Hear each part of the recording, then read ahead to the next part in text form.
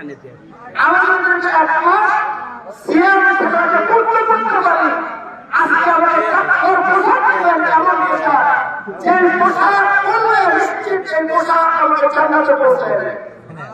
তাকওয়ার পোশাক এমন পোশাক, যদি কেউ পরতে পারে তাহলে এই তাকওয়ার পোশাক তাকে জাহান্নাম থেকে বের করে দিবে, জাহান্নাম থেকে মুক্ত রাখে। এই জন্য তাকওয়ার পোশাক পরতে ইনশাআল্লাহ, পরতে ইনশাআল্লাহ। ঈদ মানে হলো তাকওয়ার পোশাক পরিধান করা, ঈদ মানে নতুন কাপড় পরিধান করা না।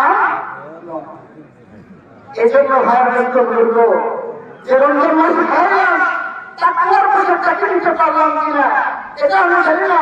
যে তাকওয়ার পোশাকটা দুনিয়ার কোন মার্কেটে পাওয়া যায়, সেটা একমাত্র কার কাছে আছে? আল্লাহর কাছে আছে। আমি আল্লাহর কাছ থেকে আল্লাহকে সন্তুষ্ট করে আমি তাকওয়ার পোশাককে অর্জন করবো।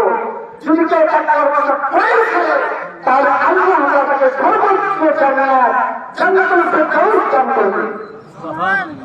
আমরা সকলে জান্নাত চাই তো? সবাই চাইতে নিজে হাত দিয়ে একটু